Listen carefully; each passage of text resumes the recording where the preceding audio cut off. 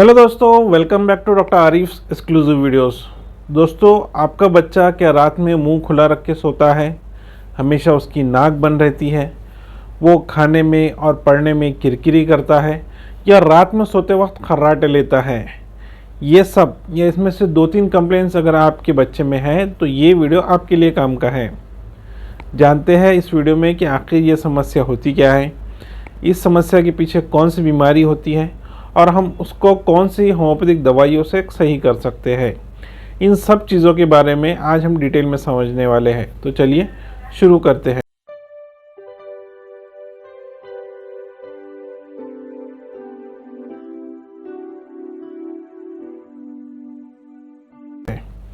दोस्तों, अगर आपके बच्चे के रात में सोते वक्त खर्राटे लेता है, उसकी नाक बंद होती रहती है, वो मुंह खुला रख के सोता है, तो इसके पीछे वजह होती है हमारे नाक के पीछे के हिस्से में मौजूद एडिनॉइड्स का सूजना, जिसे एडिनोइटिस भी कहा जाता है।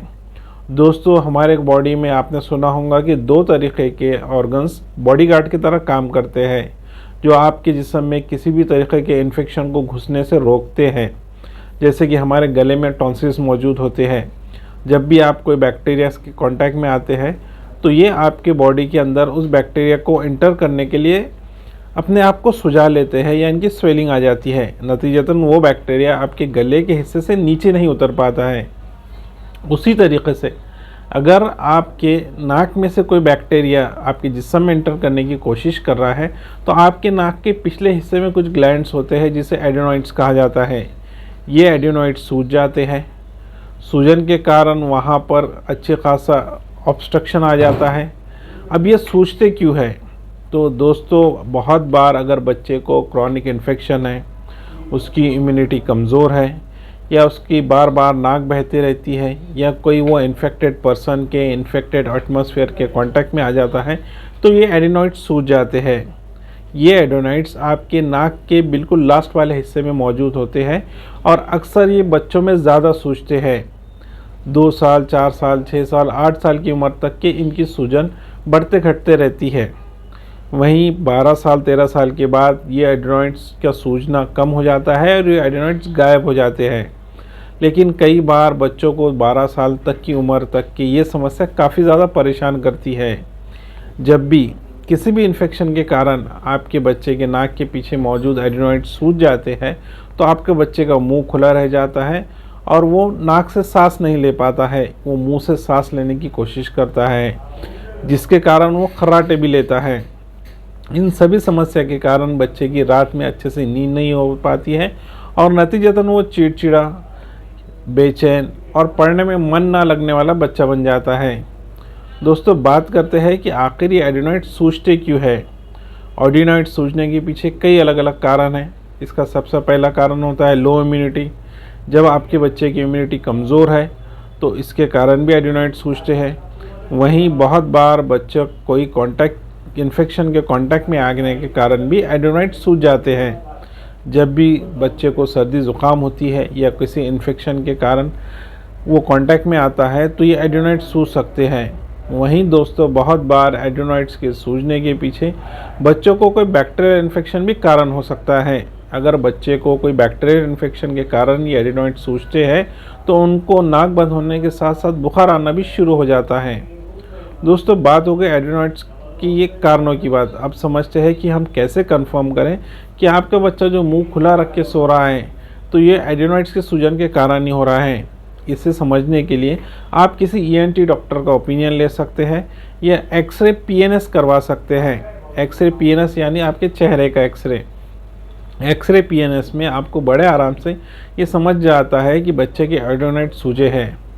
बहुत बार हमने ये देखा है कि एडिनॉइड सूजने की कंडीशन में बच्चों के पेरेंट्स को ये एडवाइस दी जाती है या बार बार बच्चों के एडिनॉइड्स अगर सूजते हैं तो उन्हें सर्जरी करवाने का ओपिनियन दिया जाता है।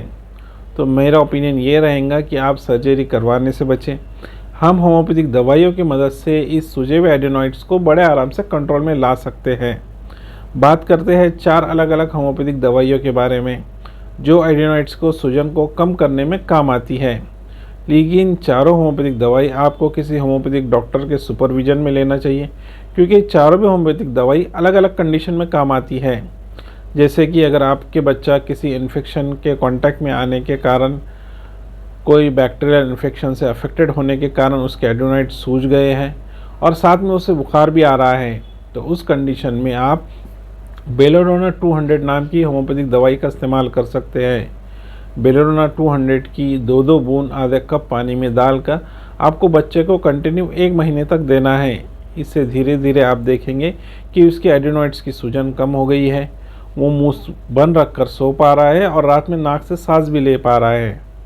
दोस्तों, दूसरी होम्योपैथिक मेडिसिन जो एडिनोइड की सूजन में काम आती है वो है बराटाकाप 200। दोस्तों, अगर आपको ऐसा लगता है कि आपके बच्चे की इम्यूनिटी कमज़ोर है और इम्यूनिटी कमज़ोर के कारण उसके एडिनोइड सूज गए हैं, साथ ही साथ वो गले में दर्द, कान के इस हिस्से में दर्द की शिकायत कर रहा है, वो बहुत ज़्यादा चिड़चिड़ा हो गया है, तो इस कंडीशन में आप बराटाकाप 200 नाम की होम्योपैथिक दवाई का इस्तेमाल कर सकते हैं। बराटाकाप 200 होम्योपैथिक मेडिसिन आपको 2-2 बूंद आधा कप पानी में डालकर बच्चे को लगातार 1 महीने तक देना है। इसके अलावा दोस्तों, बहुत बार हमने ये देखा है कि बच्चों के एडिनोइड्स यानी कि नाक के पीछे मौजूद ग्लैंड्स तो सूजते ही सूजते हैं, साथ में उन्हें ज़ुकाम भी रहता है और टॉन्सिल्स भी सूज जाते हैं। उस कंडीशन में आपको 2 होम्योपैथिक बायो कॉम्बिनेशन का इस्तेमाल करना है। एक बायो कॉम्बिनेशन है फेरमफॉस 6x और दूसरा बायो कॉम्बिनेशन है कल्केरिया फ्लोर 6x।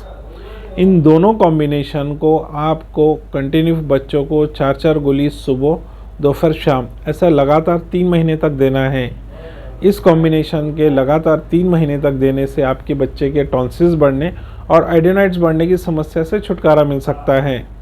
तो दोस्तों, ये थे एडिनोइड्स के बारे में कुछ जानकारी। आपको आज का वीडियो कैसा लगा मुझे कमेंट करके ज़रूर बताएं। वीडियो पसंद आने पर वीडियो को लाइक और चैनल को सब्सक्राइब करना ना भूलें।